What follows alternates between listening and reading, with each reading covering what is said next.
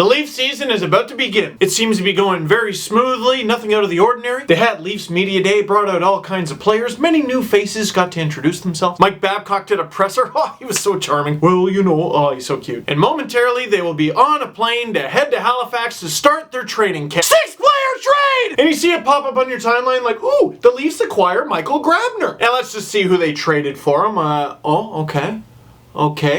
Alright, holy crap, how many people did they trade? The Leafs dealt 5 people for Michael Grabner. So we'll start with Leaf fans. Who the heck is Michael Grabner? I mean, I'm sure you've seen him play a few times, but every review I've read, particularly from New York Islanders fans, are he's insanely fast, one of the fastest players in the league, but his hands can't quite keep up with his feet. So I interpret that as he's the Austrian Mason Raymond. And I don't know what the numbers are, but he gets breakaways all the time, and not much happens. By all accounts, if the 27-year-old can remain mostly healthy, avoid injuries, he'll still produce. If he plays a full season, 15-20 goals would be nice. With possibilities, he'll go above that. But he's got 1 year left, making $3 million against the cap. Odds are he'll get traded at the trade deadline. So, who did the Leafs give away and who did the New York Islanders get? In no particular order, the Leafs trade Taylor Beck, Chris Gibson, Matt Finn, Carter Verhaeghe, and Tom Nilsson. So basically 5 Toronto Marlies. But who were those guys really in the Leafs organization? Tom Nilsson, probably never going to crack the NHL as a regular. Carter Verhaeghe, on the other hand, is probably the guy in this deal with the most upside. He was a top 20 scorer in the Ontario Hockey League last year, and he's got 3 years left on an entry-level contract. Odds are he was probably going to start this year with the Orlando Solar Bears in the ECHL, with the chance that maybe he'll go up to the Marlies. Out of all 5 players the Leafs gave away,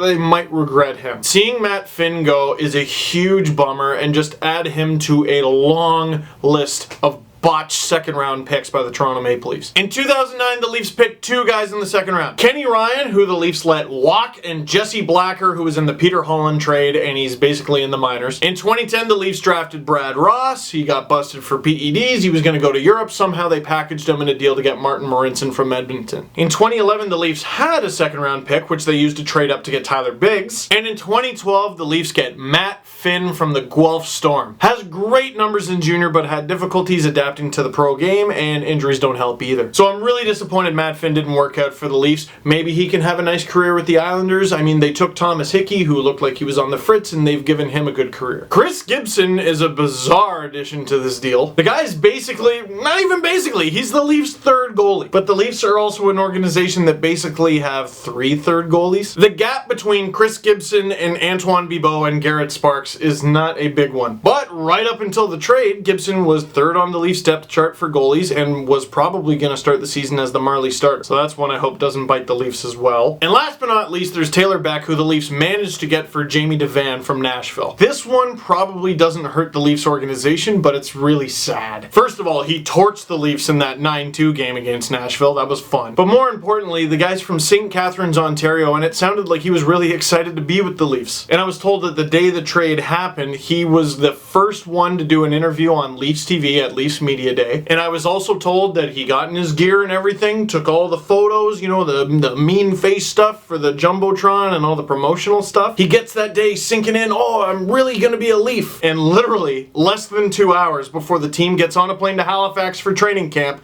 he's traded to the Islanders. So that's a huge bummer for him. But again, hopefully it's an opportunity and hopefully he can have a good career. It's a business. That's why whenever a player in any sport holds out for a contract, unless it's detrimental to them, who cares? Let them do it. You should support them, because they'll trade you like that and give you a phone call, if you're lucky, a handshake. And I'm not saying that's just the Leafs, that's any organization. So, what do we think of this trade? The Leafs acquire a guy that they could probably deal for a pick, but they also acquire 4 roster spots, because the Leafs sent the Islanders a fistful of maybes. At the press conference, Lou Lamoriello was asked, well, the Leafs were sitting at 49 out of 50 contracts, so what are they at now? And he's like, well, we dealt 5 and acquired 1, so anyway, the Leafs are sitting at 45 contracts, which means they previously were not. So everyone who was looking at the likes of Devin Setaguchi and Brad Boyes and Curtis Glencross and going, oh, the Leafs can just trade them for picks. Correct me if I'm wrong, but they weren't even in a position to do that because they weren't actually in a position to sign them. Now they are. So maybe the Leafs are able to deal Grabner for a second, or Glenn Cross for a third, and Boys for a third and a fifth, and maybe Setaguchi, who knows? And that's on top of the possibility of dealing a guy like Bozak or Lupul or Roman Polak, or you go through the whole list. So if you're only looking at Michael Grabner, yeah, the Leafs acquired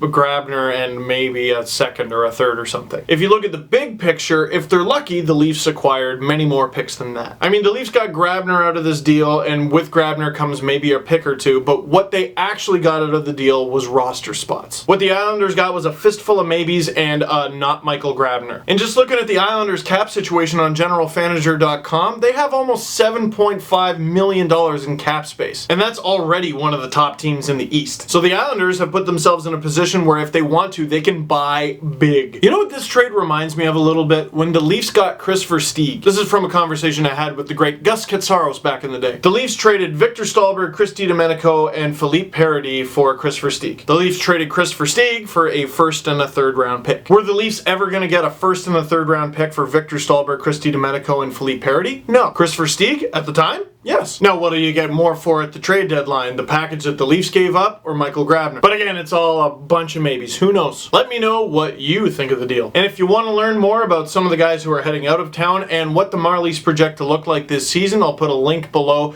to the Steve Dangle podcast I did with Kyle Cicerella. He's the best Marlies reporter in the city. And actually, speaking of that, there's a bunch of other stuff you should watch too. I went to the NHL Rookie Showcase recently. There's a video of that up on sportsnet.ca. I interrogated Patrice Bergeron about the Game 7 that shan't be mentioned on sportsnet.ca. A couple more podcasts you should check out on sportsnet.ca. My NHL 16 review on sportsnet.ca. In case you haven't picked up on the trend, I'm going to be making more videos this season. So all those links are down below. Thank you very much for watching. Click like if you like this video. Click subscribe if you really liked it. Tell all your friends, and Austrian Mason Raymond.